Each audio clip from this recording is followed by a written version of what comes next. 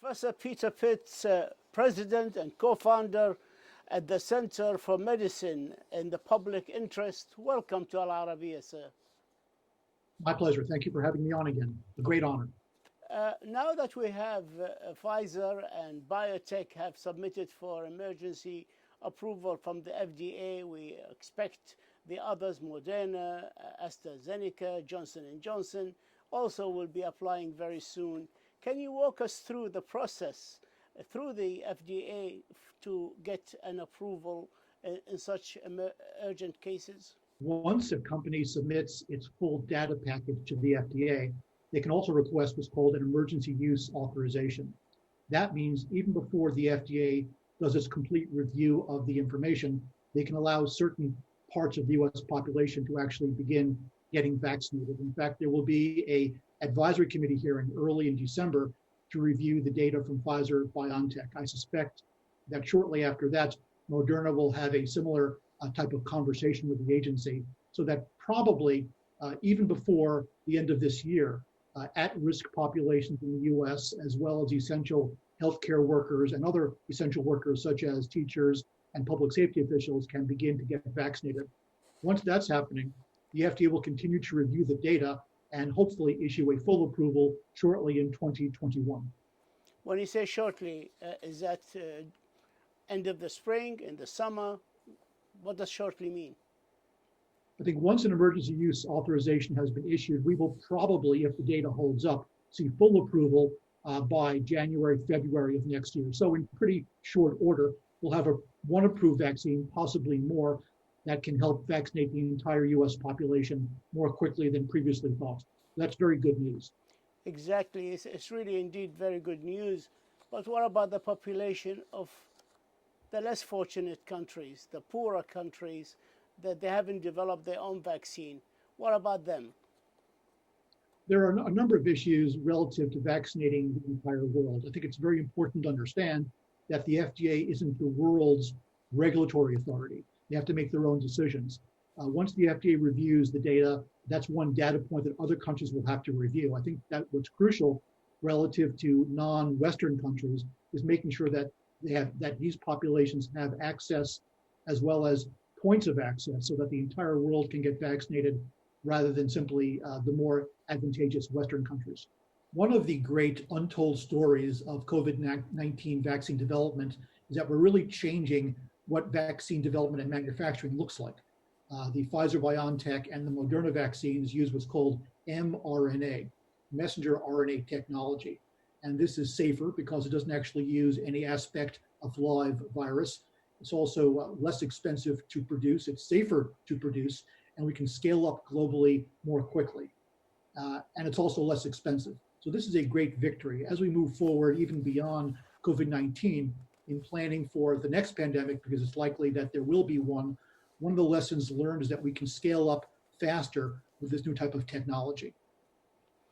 Do you have a preference for any one of the particular in the way that these vaccines works? As an expert, as somebody who understands vaccines and the technology behind it, do you have a preference? I think when we talk about which vaccine is best, we need to look at the data. Both the Pfizer and the Moderna vaccines are claiming to be 95% effective. And that's really quite astounding. Anything above 60% is a public health victory. 95% is outstanding. So I will take any vaccine that's cleared by the FDA that I can get. I think that obviously one company's vaccine isn't going to be the only one available. We all need to have faith in the vaccines that are approved by the FDA. So speaking personally as both a public health professional and also a citizen, I will accept any vaccine that is approved by the FDA with those types of efficacy numbers. It's really quite an outstanding public health victory. People need to have faith in the system. You just told me that the mRNA vaccines are safer. So how come you don't pick one of these two? There are always many different paths to a desirable result. The mRNA technology is new. I think it's a tremendous addition to the COVID-19 armamentarium, but that doesn't mean that other technologies are not equally as robust and important. We need to look to all technologies and most importantly, to the data that they generate. One of the downsides to mRNA technology is that it requires quite significant and technologically advanced refrigeration. That's going to be tougher in some areas than others. That's why it's important to have multiple vaccines that can be stored and shipped at different temperatures, for example. That's why more vaccines are better than fewer. How confident are you that the Pfizer and the Moderna vaccine will be approved by the FDA, despite of the fact there has never been a commercial product utilizing this new technology, the mRNA, for approval for use? I'm confident that once the data is fully analyzed by the FDA, that both the Pfizer-BioNTech and Moderna vaccines will be approved. We have to remember that this is not the first time that the FDA has had access to the clinical trial design or early data. These companies work very closely with the FDA in designing their clinical trial protocols, as well as their manufacturing strategies. So the FDA is not going to be surprised by what it sees. So hopefully, if we believe the public announcements of both of these companies, the FDA should in pretty short order approve both emergency use authorizations, and then a little bit further into the new year, approve the vaccines for full use in the general population. I'm very optimistic that this technology is going to work very robustly. How important is this mRNA vaccine technology to be able to combat new pandemics in the future? And will we ever be able to manufacture vaccines that do not necessitate a high degree of freezing, which makes it difficult to store, difficult to distribute? mRNA technology is new.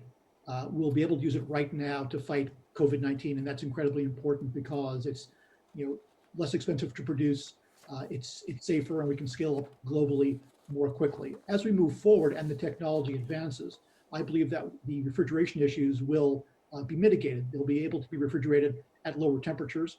We'll also develop technologies to ship the vaccine all over the world to make sure that it is safe and effective at the appropriate temperature. So again, a lot of this is continuing innovation. The vaccines that we're approving right now are not going to be the first and last vaccines we see. I hope that as we move forward, the vaccines will be equally efficacious. It's hard to get above 95% effectiveness. Again, that's terrific. But I think we will be able to improve the manufacturing technologies so that as we ship these products all around the world, the refrigeration issues will be less and less of an issue. The World Health Organization has declared that vaccine hesitancy is one of the top 10 threats to global health. Do you believe the general public will be willing to take the vaccine? Having a vaccine or more than one vaccines that robustly combat COVID-19 and then having people be afraid to get inoculated is not a public health victory. That would be a complete disaster. Here in the US, some polls show that upwards of 40% of the US population is suspicious of these vaccines. Now, I don't know whether that's because of people's politics or whether they're just concerned about vaccines in general. But what we need right now is a very robust and a very direct public education campaign focused on the value and the urgency of vaccinations. What we really want to do is reach at least 60% vaccination rates in the US, because that's when herd immunity really begins to take effect. So we need to make people understand that while vaccines are an important tool, getting vaccinated really drives the eradication of COVID-19. And again, we have to commit to a very robust and long-term public education campaign. Do you think the general public will be able to choose which vaccine they take? There will be more than one vaccine. Some portions of the US population will have a choice. Others will have to take the one that's in front of them. I think the important message here is that all of these vaccines will be deemed safe and effective by the FDA. So it shouldn't necessarily have to be a choice between one vaccine or another, but of getting vaccinated. That will change once we understand which vaccine is better for different subpopulation groups, the elderly, people with pre-existing conditions, for example. Once we know that, then people will have a more informed choice. Right now, the choice has to be to get vaccinated. We cannot be safe and protected unless the whole world is safe and protected. How soon after the vaccine is distributed in this country will it be available to the rest of the world? And I mean the poorer countries. There are two issues relative to access. The first is regulatory approval. The FDA regulates vaccines and drugs and diagnostics and devices in the US. We need to avoid regulatory imperialism. Each country needs to make its own decision as to which products it chooses to approve. After that happens, each country needs to negotiate with the manufacturers relative to what the price is going to look like. And the companies have been very, very good in terms of making sure that pricing is done on an as-needed basis, meaning that there is differential pricing. The price in the US will be different, for example, than the price in Jordan or Lebanon. That's important because that's showing that the companies understand that there can't be one price for the whole world, that each country and each region has to negotiate its own best deal for these vaccines. And how soon will they be available for the peoples of these countries, in your estimate as an expert?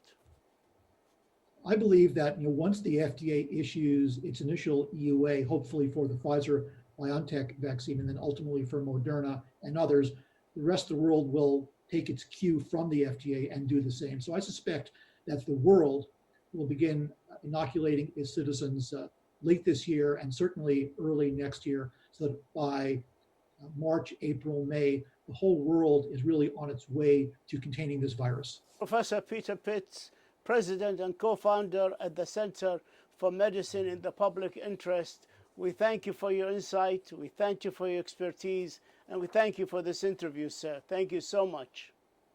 My pleasure. Be safe. Thank you very much. Thank you.